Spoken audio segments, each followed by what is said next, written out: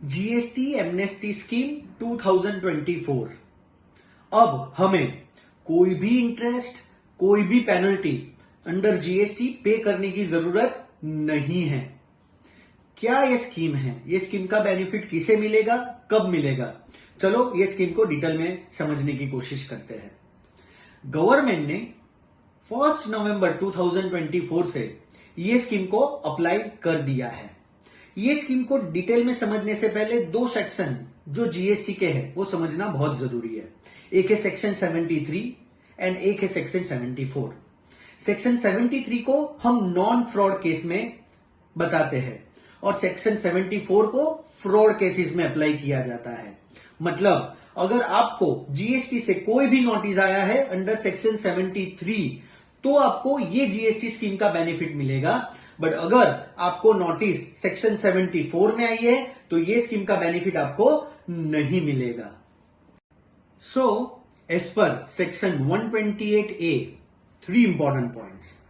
अगर आपको सेक्शन 73 में जीएसटी से कोई नोटिस आया है या तो कोई स्टेटमेंट आया है जिसका ऑर्डर पास अभी तक नहीं हुआ है तो आप ये स्कीम के लिए अप्लाई कर सकते हो। सेकेंड, सेक्शन 73 में नोटिस आया है और आपके ज्यूरिडिक्शन ऑफिसर ने ऑर्डर पास किया है और आप वो ऑर्डर के सामने अपील में गए हो, बट अपीलेट अथॉरिटी ने अभी भी ऑर्डर पास किया नहीं है, तो भी आप ये स्कीम का बेनिफिट ले सकते हो।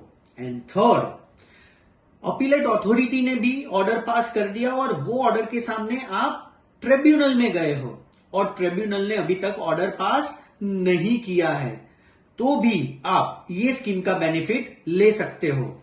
आपको सिर्फ टैक्स पे करना रहेगा, interest and penalty wave of हो जाएगी। बट मोस्ट इंपॉर्टेंटली ये स्कीम सिर्फ 3 सालों के लिए है, 17-18, 18-19, 19-20।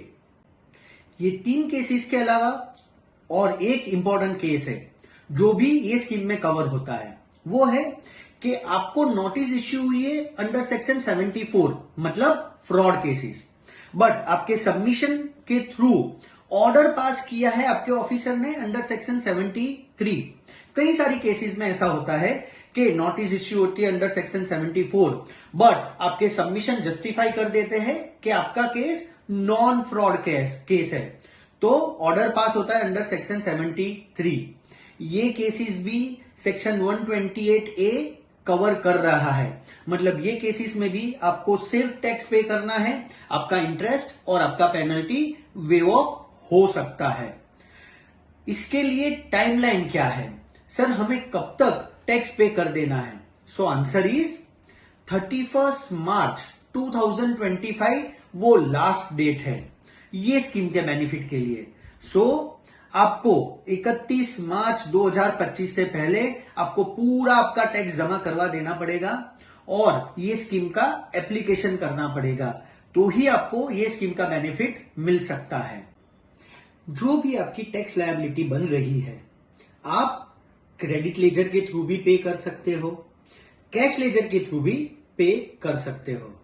जैसे ही आपने आपका टैक्स पे कर दिया, DRC 03 आपको फाइल करना है और उसके बाद गवर्नमेंट ने ऑलरेडी बहुत सारे फॉर्म्स SPL 01 से लेके SPL 09 तक के फॉर्म्स जीएसटी पोर्टल पे लाइव कर दिए हैं।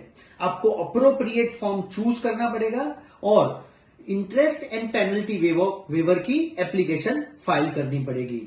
जब आप ये एप्लीकेशन फाइल करो, I would advise that you should go to your consultant. आप आपके कंसल्टेंट से मिलके ये फॉर्म को वेरीफाई करने के बाद ही अपलोड करना, क्योंकि ये फॉर्म्स टेक्निकल फॉर्म्स है। जैसे ये फॉर्म आपने अपलोड कर दिए, जीएसटी ऑफिसर के पास 2 टाइप्स ऑफ राइट्स रहेंगे।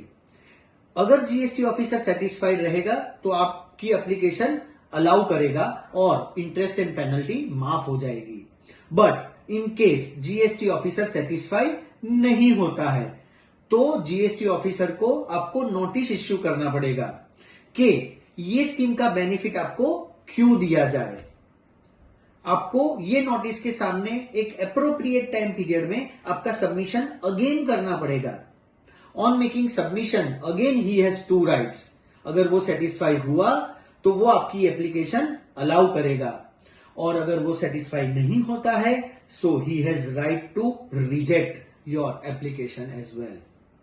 ये रिजेक्शन के सामने भी अपील में जाने के लिए आपके पास राइट है, बट अगर आपकी एप्लीकेशन अलाउ हो गई तो इंटरेस्ट और पेनल्टी माफ हो जाएगा और सिर्फ टैक्स भर के आप आपकी मैटर को सॉल्व कर सकते हो। अगर आपको मेरा ये वीडियो अच्छा लगा हो तो लाइक करना ना भूलिएगा और मेरी चैनल को सब्सक्राइब करना ना भूलिएगा। ये आपके लिए फ्री है बट मुझे बहुत हेल्प हो सकती है। Thank you very much.